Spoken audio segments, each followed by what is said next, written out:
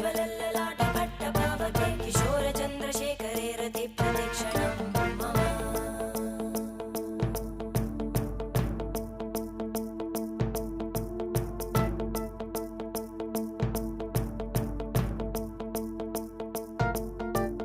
धराधरेन्द्रनन्दिनी विलासबन्धुबन्धुरा स्फुरद्दिगन्तसन्तति प्रमोदमानमानसे कृपाकटाक्षधोरणी निरुद्धदुर्धरापदि क्वचिद्दिगम्बरे मनोविनोदमेतु वस्तुनि